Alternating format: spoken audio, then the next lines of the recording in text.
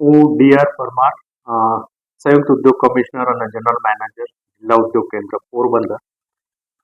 આપણે ઉદ્યોગ સાહસિકતાના ક્ષેત્રે જે હરણફાળ પોરબંદર જિલ્લો કરી રહ્યું છે, અમે આપને આંકડાથી એ વસ્તુ બતાવી.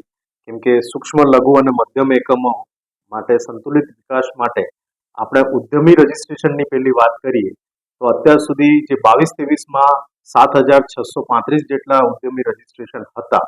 આજે એ આંકડો આજની તારીખ સુધીમાં 20,000ને પાર થઈ ગયો છે અને એમાં 60-70% જેટલું સર્વિસ સેક્ટર્સનો પણ ફાળો આવે છે.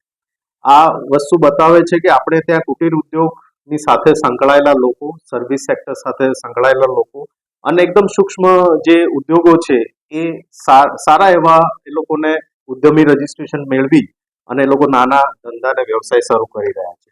અમારી પાસે પણ જે કુટીર ઉદ્યોગની સહાય યોજનાઓ છે, જેમાં વાજપાઈ બેન્કેબલ યોજનાઓ, દત્તોપંત ઠેંગડી કારીગરી યોજનાઓ, આ બધામાં અમે રાષ્ટ્રીયકૃત જે બેંકો છે કે સહકારી બેંકો છે તેના મારફતે અમે નાણાકીય લોન અને સહાય આપવાની આખી યોજનાઓ છે, જે બેરોજગાર વ્યક્તિઓને સ્વરોજગાર પૂરી પાડે એનો સાથેનો અમારો આશય છે.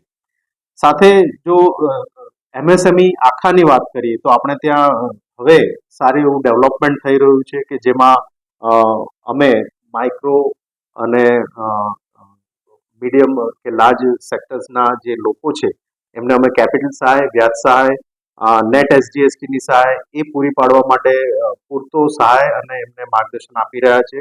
એ લોકોના અમારે જે સહાયનો ધોરણ છે એ પણ અમે નિયરલી વાર્ષિક બજેટમાં વધારો થઈ રહ્યો છે.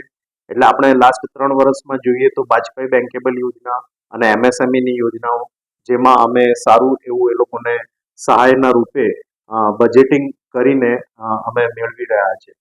હવે વસ્તુ એ રહી કે આપણે જેટલું પણ સર્જનાત્મક ને માહિતી સ્ત્રોત બની રહે એ માટે અમે અહીંયા જિલ્લા ઉદ્યોગ કેન્દ્ર અને અહીંના જે ડિસ્ટ્રિક્ટ ચેમ્બર છે એમની સાથે મળીને અમે માર્ગદર્શન માટે હેલ્પ ડેસ્ક પણ શરૂ કરેલ છે, જેમાં અમે મહિનામાં એકવાર સાથે બેસીને જે ઉદ્યોગકારોને તકલીફ હોય એના વિશે અમે માર્ગદર્શન આપીએ છીએ. સીડી અહીંયા જે અમારી સંસ્થા છે, સેન્ટર ફોર એન્ટરપ્રિન્યોરશિપ ડેવલપમેન્ટ, એનું સ્કિલ અપગ્રેડેશન સેન્ટર છે. એમાં પણ અમે જે એન્ટરપ્રિન્યોરશિપ ડેવલપમેન્ટ પ્રોગ્રામ્સ છે એ પણ અમે લઈ રહ્યા છે કે જે વધારે મેક્સિમમ લોકોને સહાયરૂપ થાય અને માર્ગદર્શન પૂરું પાડે.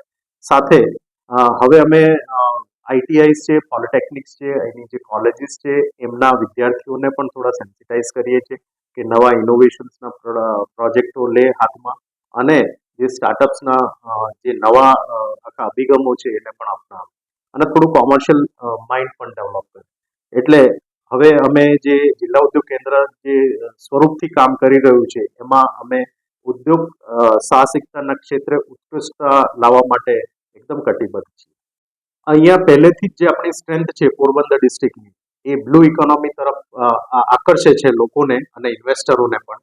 એટલે આપણી પાસે પહેલેથી જ fishing industries and marine industries છે અને આપણું મરીન પ્રોડક્ટ તરીકે પણ વન ડિસ્ટ્રિક્ટ વન પ્રોડક્ટમાં આપણું મરીનનું જે ફિશ છે એને આપણે ભારત સરકારે એને ઓડીઓપી પ્રોડક્ટ તરીકે વિકસાવેલું છે.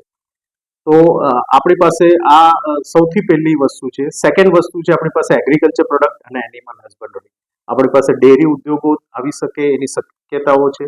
સાથે એગ્રીકલ્ચર પ્રોડક્ટ્સમાંથી આપણી પાસે સિંગ અને જે આપણે મગફળીની ઉત્પાદન છે એ બહુ સારું છે.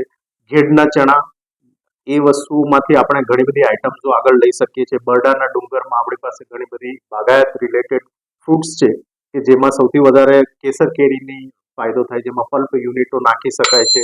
એના જે છોતરા અને એ બધી વસ્તુઓ છે એમાંથી ગાય માટેનો કેટલ ફીડ બનાવી શકાય છે અને બ્રિકેટ કોલના પણ ઘણા બધા યુનિટો અહીંયા આવી શકે એવી છે. એટલે એગ્રીકલ્ચર પ્રોડક્ટ બેઝડ પણ બહુ છે.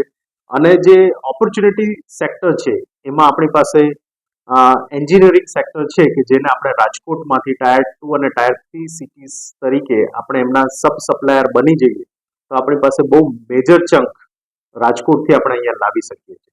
હવે ઉદ્યોગ માટે જે સ્થાપવાવાળા આ સેક્ટર જો ઓપન કરે તો ઘણા બધાને અહીંયા રોજગારી સર્જન થઈ શકે તેવી શક્યતાઓ છે.